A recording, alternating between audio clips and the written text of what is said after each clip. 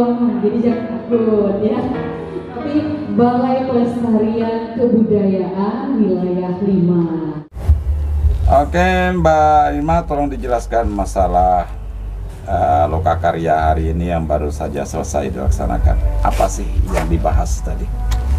Baik, Bang Dori, pada Lokakarya ini membahas tentang penerimaan peserta didik baru tahun ajaran 2024-2025. Di mana kita mengundang yang pertama dari komite sekolah, kemudian guru, kepala sekolah, pengawas, unsur dinas, mulai dari jenjang PAUD, SD, dan SMP. Nah ini, tujuan kami melakukan Lokakarya ini selain menyemarakkan festival kurikulum merdeka juga pameran, ini tujuan kami agar para satuan pendidikan atau para peserta memahami intisari dari PPDB ini sendiri, yang terutama ini harus kita kawal agar pelaksanaan itu objektif, transparan, akuntabel. Ini titik poinnya sebenarnya, Bang Dori. Coba jelaskan dulu objektifnya seperti apa, transparannya seperti apa, akuntabelnya seperti apa. Baik, secara objektif artinya ini apa adanya. Apa adanya ini merujuk kepada peraturan yang pertama terkait dengan Permendikbud nomor 1 tahun 2021, kemudian Persejen nomor 47 tahun 2023, dan selanjutnya ini dua yang besar, selanjutnya nanti akan diturunkan oleh wilayah masing-masing, itu yang namanya Perwako atau Perbuk atau Pergub, dan diturunkan lagi menjadi Juknis. Ini rincian-rinciannya.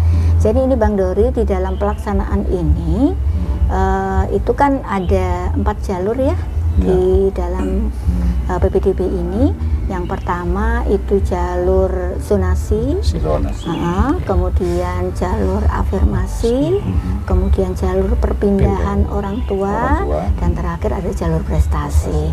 Nah ini punya presentasi sendiri, ada aturannya tersendiri, dan nanti di Juknis ini akan disusun oleh wilayah masing-masing, dan kemungkinan itu ada yang sama, ada yang tidak, tetapi tidak keluar dari peraturan tersebut. Nah, ini Bang Dori terkait dengan jalurnya.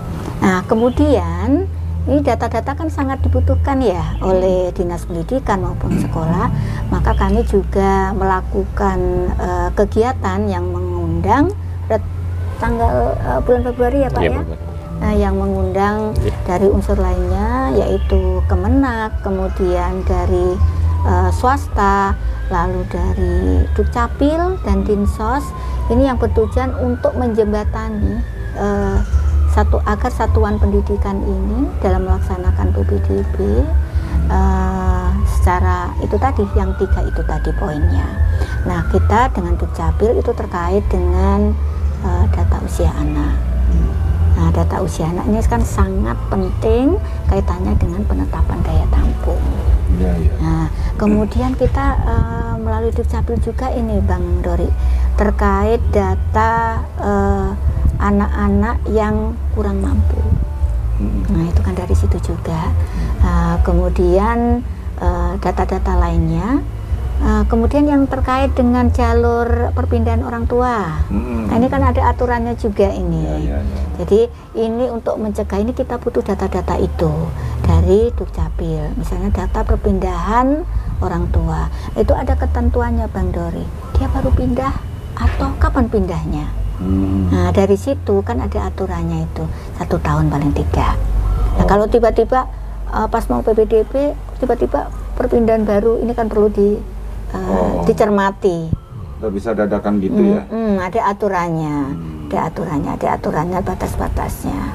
Nah, kemudian yang jalur terakhir itu jalur prestasi. Jalur prestasi ini jika 3 kuota itu sisanya berapa, masuklah jalur prestasi. Dan itu ada ketentuan presentasinya juga. Dan di Juknis nanti Bang Dori itu, ini ya Pak Wandi ya, diatur secara rinci. Itu ada peraturannya itu terkait prestasi apa saja, tingkat apa saja, kan ada poin-poinnya itu. Berapa kalau tingkat kabupaten, tingkat provinsi, nasional maupun internasional. Kemudian sertifikatnya itu juga sudah lama, jangan-jangan sudah kadaluarsa. Nah, itu juga ada aturannya. Jadi di juknis itu secara rinci dijelaskan. Kemudian nantinya Bang Dori, jadi tadi juga kita himbau untuk Dinas Pendidikan ketika nanti saatnya sosialisasi itu dijelaskan kepada seluruh masyarakat dan satuan pendidikan agar paham bagaimana mekanisme penerimaan peserta didik baru ini. Jadi tidak sembarangan jalur ini, jalur itu dan lain sebagainya, tapi ada aturannya. Kemudian ini tujuannya kan memang tidak hanya anak-anak normal ya, tapi anak CB, anak berkebutuhan khusus termasuk cerdas istimewa, bakat istimewa. Nah, itu juga masuk dalam peraturan ini. Anak-anak itu tersebut juga harus diterima. Itu jadi itu juga ada presentasinya ya. Nah, itu jadi intinya untuk pemerataan. Nah, kemudian untuk usia, untuk persyaratan tadi yang usia ada pengecualian ya, itu yang untuk usia bagi anak-anak yang berkebutuhan khusus itu juga mendapatkan pengecualian, tidak seperti anak-anak normal. Yang intinya Bang Dori bahwa kita memberikan kesempatan kepada setiap anak untuk mengenyam pendidikan ini tanpa tebang pilih. Kemudian ada beberapa solusi yang sudah dilakukan pemerintah terkait untuk merangkul anak-anak disabilitas ini, terkait dengan ini ya, layanan untuk inklusi. Kalau dulu memang Bang Dori, anak-anak ini akan ditampung oleh sekolah-sekolah yang sudah, ini sekolah inklusi nih, ini sekolah pendidikan khusus yang di SLB. Tapi sekarang ini karena pastilah berdasarkan riset dan data-data yang jelas ya, jadi akhirnya bahwa semua satuan pendidikan, satuan umum ini wajib menerima, dan pemerintah sambil berjalan menyiapkan SDM-nya. Tapi ada persentasenya itu kan Pak, sekolah yang bisa menerima anak-anak afirmasi. Ya, ada batasannya. Nah, batasan ini juga sebelum menetapkan berapa persen ini, pastikan sudah melakukan riset, dinas ini melakukan pendataan kira-kira ada berapa anak-anak. Tahun ini sudah bisa dimulai ya? Iya, tahun ini sudah bisa dimulai. Apalagi ini Bang, di PDM 12 ya Pak Wandi ya, di PDM 12 ini memang khusus untuk inklusi. Jadi mempersiapkan seluruh satuan pendidikan ini memang ini agar bisa menerima anak-anak peserta pendidik baru ini. Dan ada hal yang menarik ini sore Mbak, ketika sekolah umum katakanlah begitu ya, juga diwajibkan sekarang kan untuk bisa menampung anak-anak berkebutuhan khusus. Nah, kesiapan tenaga pendidiknya bagaimana ini? Karena guru-guru yang berada di SLB misalnya, keterampilan dan pengetahuan mereka kan beda dengan guru-guru yang di sekolah umum. Artinya guru-guru yang di sekolah umum belum tentu memiliki kepandaian untuk mendidik anak-anak berkebutuhan khusus. Nah, ini gimana ini? Ini memang tantangan ya, tantangan yang harus dihadapi dan harus mulai diproses. Jadi pemerintah juga ini memberi pelatihan kepada para guru untuk menangani permasalahan ini. Memang sifatnya itu bukan seperti kalau kuliah panjang, tapi paling tidak mereka dibekali ada kelas-kelasnya itu Bang Dori, ada kelas-kelasnya. Mohon maaf ini nanti kalau salah bisa nanti Pak Wandi meluruskan. Ada modul 1, modul-modul ini secara bertahap. Jadi pelatihannya ini juga secara bertahap. Paling tidak anak yang baru masuk ini bisa ditangani secara perlahan. Artinya kelasnya berbeda nanti ya. Oke, Mas Wandi bisa dijelaskan soal itu tuh. Nah, ini menarik nih, masalah anak-anak berkebutuhan khusus yang juga bisa diterima di sekolah umum. Ya. Kesiapan sekolahnya bagaimana ini? Ya, terima kasih Bang Dori atas kesempatan waktunya. Jadi untuk yang berkebutuhan khusus itu memang perlu konsennya, perlu peran sertanya dari dinas juga ya, Bang Dori ya. Pertama tentunya dari dinas sudah memperkirakan ataupun sudah mengidentifikasi seperti yang disampaikan oleh Mbak Imah tadi, berapa kira-kira yang kemudian bisa masuk ke sekolah umum tadi, sehingga memungkinkan dinas pun mungkin akan melatih guru-gurunya ke yang ada di sekolah umum tadi untuk bisa memberikan layanan pada anak-anak yang berkebutuhan khusus itu. Di samping itu juga kita tidak mungkin dari Pemda bisa berkolaborasi bekerjasama dengan sekolah-sekolah yang sudah menerima atau melaksanakan sekolah inklusi, utamanya yang sekolah luar biasa ya Bang Dori ya, sehingga nanti pelan-pelan ya perlu waktu ini bagaimanakah siswa yang berkebutuhan khusus memang sesuai lah apa yang dibutuhkan oleh siswanya itu sendiri gitu. Jadi ini berjalan waktu ya Bang Dori ya, tidak lepas dari perannya dari dinas bagaimanakah untuk bisa memberikan peningkatan kompetensi guru-gurunya dalam rangka untuk memberikan pembelajaran bagi anak-anak yang berkebutuhan khusus tadi sesuai dengan kebutuhannya. Dan ya mudah-mudahan ya itu ada petunjuk teknisnya Bang Dori, ada petunjuk teknisnya, buku petunjuk teknisnya bagaimana berkaitan dengan pengelolaan pendidikan inklusi tadi gitu ya. Tapi mungkin pada prinsipnya udah siap lah ya. Ya, mudah-mudahan sudah siap dan sudah. Dan saat ini kita sedang berjuang Bang Dori terkait dengan pembentukan unit layanan disabilitas. Nah ini untuk mengcover ini juga, jadi kita sedang berproses untuk mendorong, mendampingi dinas pendidikan agar pemerintah daerah itu mengeluarkan perput terkait ULD, unit layanan disabilitas. Ini sebenarnya juga tujuannya untuk ini agar anak-anak inklusi tadi bisa kita layani. Diberi kesempatan yang sama untuk masuk sekolah dimanapun itu ya. Apalagi mereka mungkin yang jauh dari SLB, rumahnya, SLB yang tidak tertampung. Satu lagi soal ini, artinya mereka nanti kalau proses belajar mengajarnya di kelas tersendiri kali ya? Sebenarnya bisa jadi satu Mas, tapi kemudian nanti perlakuan dari siswa itu, gurunya itu akan memberikan layanan yang tersendiri dibanding dengan guru-guru yang bagi siswa-siswa yang katakanlah normal gitu ya, yang tidak berkebutuhan khusus gitu.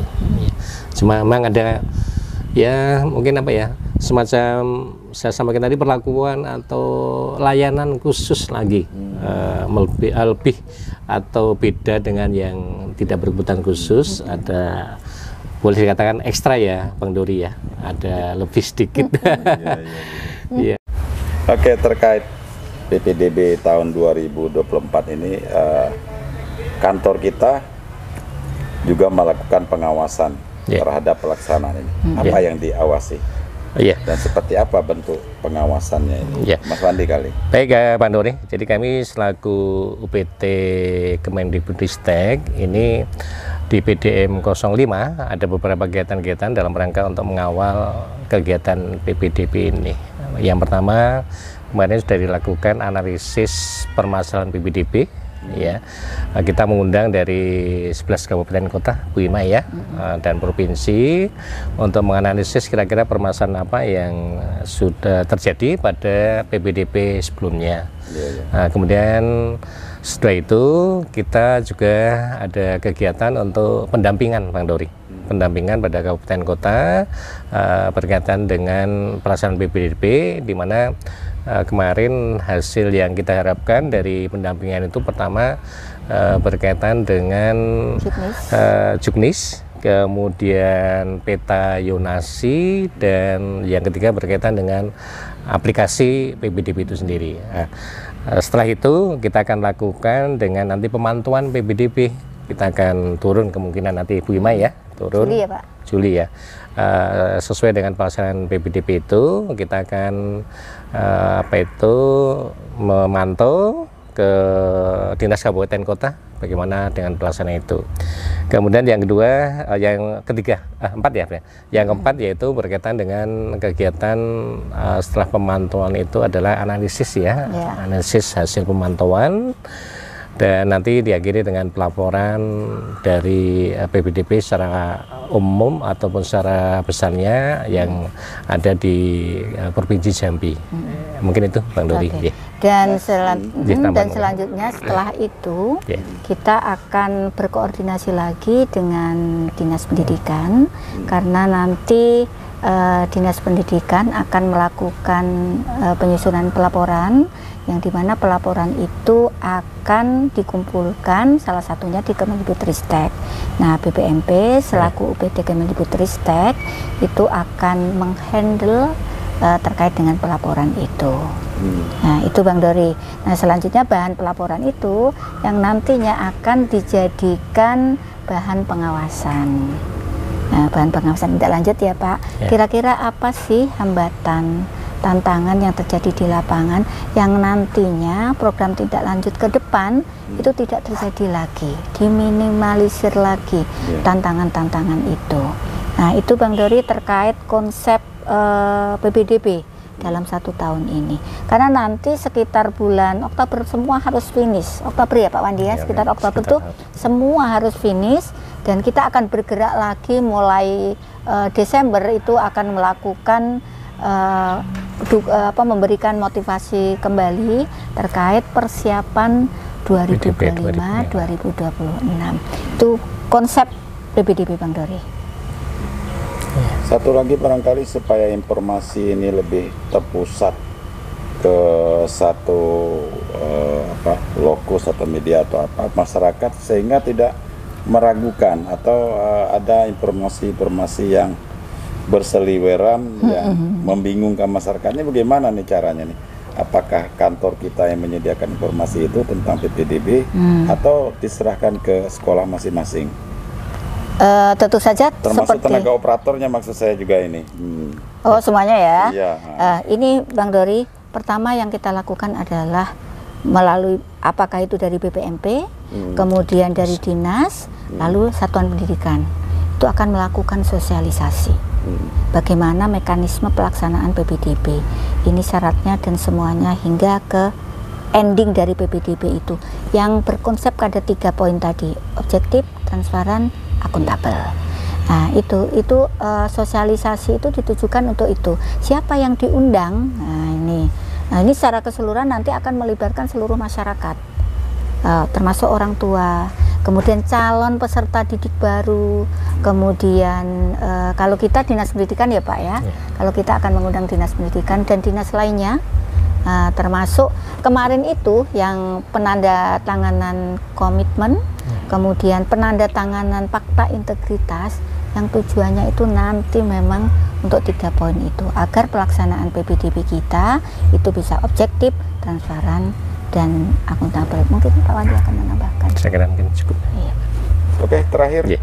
Ini tadi Lokakarya diakhiri dengan nonton bareng ini, film dokumenter yang disajikan oleh kantor BPK ya. Badan Pelestarian Kebudayaan. Balai. Nah, ini apa tujuannya ini?